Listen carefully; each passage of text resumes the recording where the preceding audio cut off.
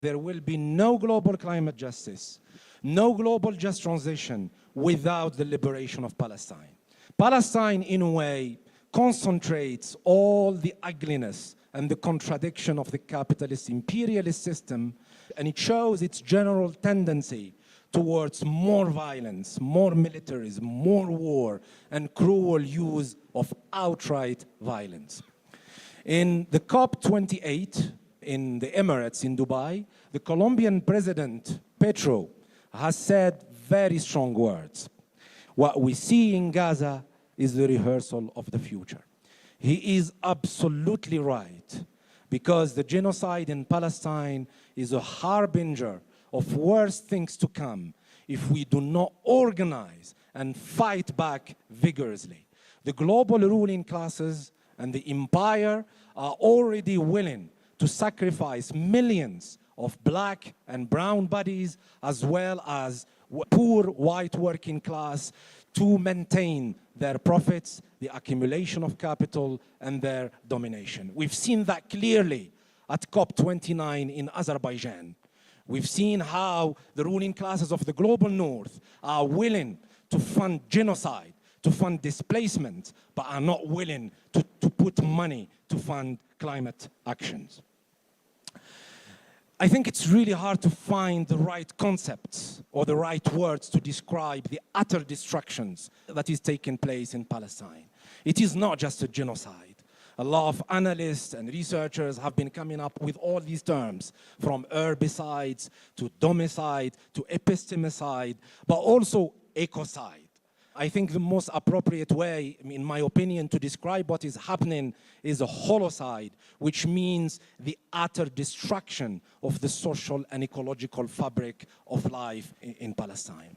But what we saw in terms of the genocide in Palestine and other wars in other parts of the world, in Sudan, in Yemen, in Myanmar, is the intersections between wars and the military-industrial complex with exacerbating the ecological and climate crisis. That is understudied. So just in the first 2 months of the genocide in Palestine, the CO2 emissions by Israel were superior to the annual emissions of more than 20 nations in the global south. More than 20 nations in the global south annually. Half of those emissions are due to the transport and shipping of weaponry by the United States, which shows the deep complicity in genocide and ecocide in that part of the world.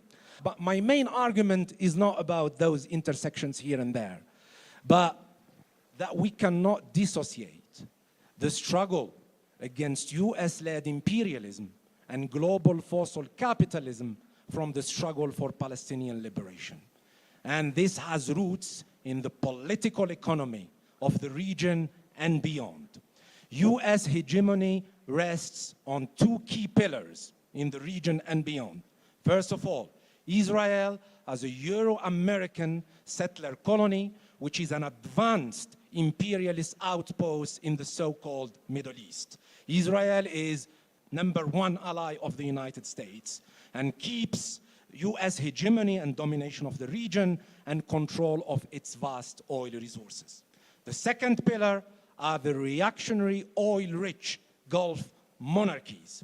The United States and its partners have done everything to approach these two key pillars in order to integrate Israel politically and economically in the region from a dominant position. And the recent normalization deals that we've seen, Emirates, Sudan, Bahrain, and probably Saudi Arabia in the near future, are meant to cement US-led imperialism in the region.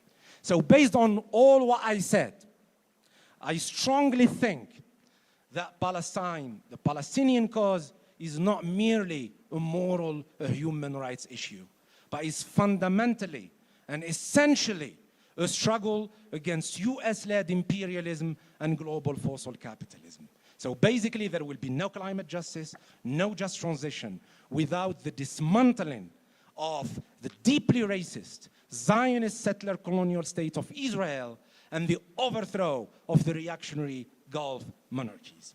Now, what should we do? when we have that kind of analysis. I work closely with the global energy embargo for Palestine. And we've been saying clearly that words are not enough. Words do not have a meaning, a concrete meaning to the children, to the women, to the men that are being massacred, displaced, and starved by the day. Words need to be transformed into concrete action, not only to show true active solidarity, but to demonstrate that our struggles are interconnected. And again, Colombia has shown the way when they stopped the export of coal to Israel. We need the same thing from South Africa.